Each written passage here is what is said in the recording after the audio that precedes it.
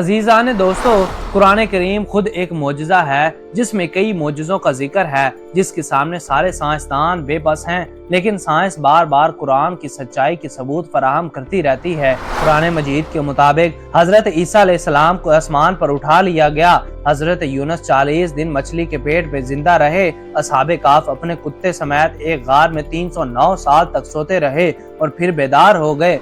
कुरान मजीद अल्लाह पाक की नाफरमान कौमों की तबाही के किस्सों से भरा पड़ा है। फिरौन और नमरूद जैसे हुक्मरान अपने घमंड और गलत फैसलों से पूरी कौम की तबाही का बायस बनते रहे।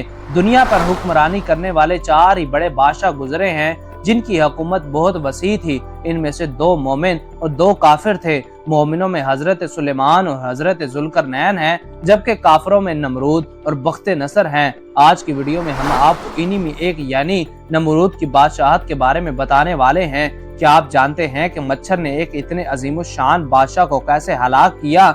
मच्छर कितने सालों तक नमरूद के दिमाग में रहा? नमरूद हजरत इब्राहीम अलैहिस्सलाम की बीवी हजरत सारा अलैहिस्सलाम से क्या चाहता था? नमरूद अपने आप को खुदा कहता था। नमरूद 400 साल से बादशाह चला आ रहा था।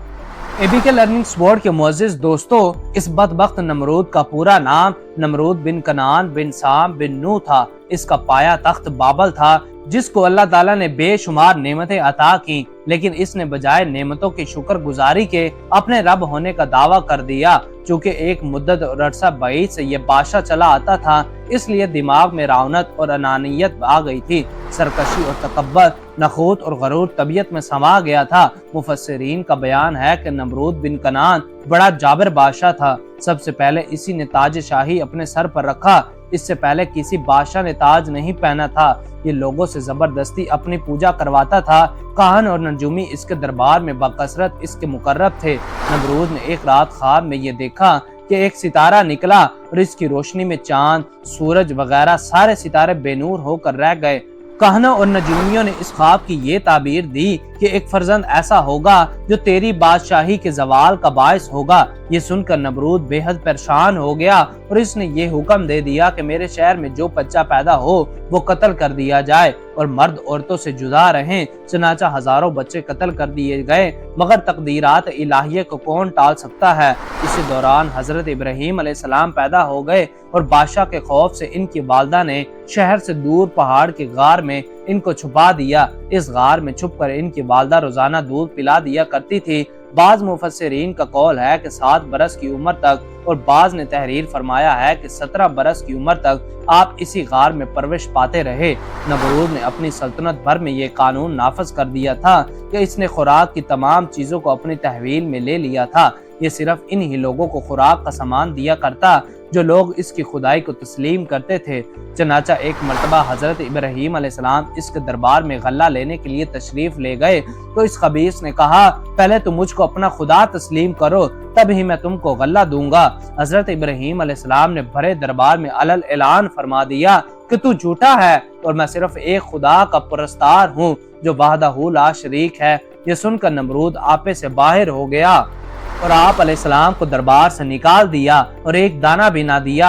आप और आपके चंद ताबेदार जो मोमिन थे भूख की शिद्दत से परेशान और हैरान हो गए। इस वक्त आप एक थैला लेकर एक टीले के पास तशरीफ ले गए और थैले में रेत भर कर लाए और खुदावंद कुदस से दुआ मांगी तो वो रेत आटा बन गई और आपने इसको अपने साथियों को खिलाया और खुद भी खाया। फिर नमरूद की दुश्मनी इस हद तक बढ़ गई कि इसने आग को आग में डलवा दिया, मगर वो आग आप पर गुलजार बन गई और आप सलामती के साथ इस आग से बाहर निकल आए और अलल ऐलान नमरूद को झूठा कहकर खुदाए वाहदहू ला शरीक की तौहीद का चर्चा करने लगे।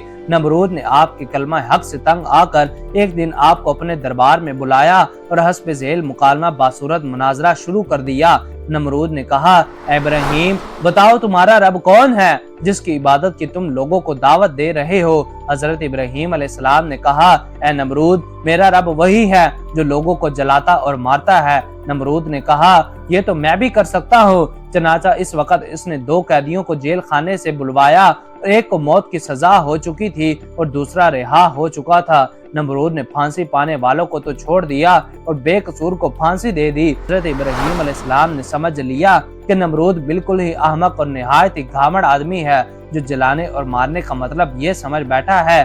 اس لیے آپ نے اس کے سامنے ایک دوسری بہت ہی واضح اور روشن دلیل پیش فرمائی۔ چنانچہ آپ نے فرمایا، اے نمرود، رب وہی ہے جو سورج کو مشرق سے نکالتا ہے، اگر تو خدا ہے تو ایک دن سورج کو مغرب سے نکال دے۔ حضرت ابراہیم علیہ السلام کی یہ دلیل سن کر نمرود بے حد پریشان ہو گیا اور کچھ بھی نہ بول سکا۔ اس طرح یہ مناظرہ ختم ہو گیا اور حضرت ابراہیم علیہ السلام اس مناظرے میں فتح مند ہو کر دربار سے باہر تشریف لائے اور توحید الہی کا واز علل اعلان فرمانا شروع کر دیا۔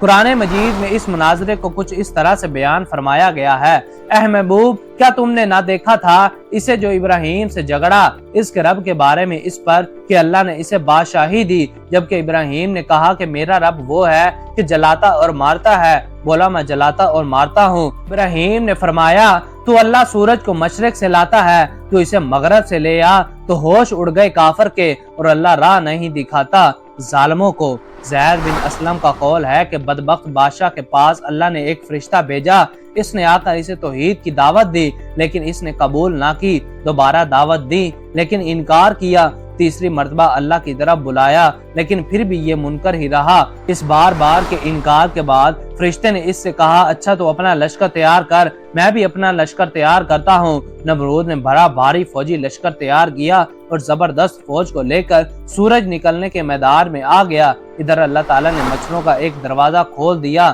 بڑے بڑے مچھر اس کثرت سے آئے کہ لوگوں کو سورج بھی نظر نہ آتا۔ اللہ تعالیٰ کی یہ فوج نمرودیوں پر گری اور تھوڑی دیر میں ان کا خون تو کیا، ان کا گوشت پوش سب کھا گئی اور سارے کے سارے یہیں ہلاک ہو گئے، ہڈیوں کا ڈھانچہ باقی رہ گیا۔ انہی مچھروں میں سے ایک لنگڑا مچھر نمرود کے نتنے میں سے گھس گیا اور 400 سال تک اس کا دماغ چاٹتا رہا۔ ایسے عذاب میں وہ رہا کہ اس سے موت ہزاروں درجے بہتر تھی۔ اپنا سر دیواروں اور پتھروں پر مارتا پھرتا، ہتھوڑوں سے کچلاتا، یوں ہی رینگ کر بد نصیب نے ہلاکت پائی۔ عزیزان دوستو، تاریخ پر اگر نظر دوڑائی جائے تو جن بادشاہوں نے، جن لوگوں نے، جن مغروروں نے اپنی طاقت میں مست ہو کر اللہ تعالیٰ کو للکارا، ان کا انجام فرعون اور نمرود جیسا ہوا۔ کیونکہ طاقت کسی اچھے آدمی کو ملے تو ایک نعمت، برے کے ملے تو ایک نشہ، ایسا نشہ جو سر چڑھ کر بولتا ہے اور آدمی کو فساد کی طرف لے جاتا ہے۔ جو افراد اور قومیں طاقت دینے والے کی شکر گزار ہوئیں تو وہ تاریخ میں نیک نام ٹھہری، اور جنہوں نے ناشکری کی وہ ہلاکت میں پڑ گئیں۔ قرآن مجید ان کی خبر ہمیں اس لیے دیتا ہے تاکہ ہم ان سرکشوں اور نافرمانوں جیسے نہ ہو جائیں، بلکہ نعمت ملنے پر اسے ذات پاک کا شکر ادا کریں۔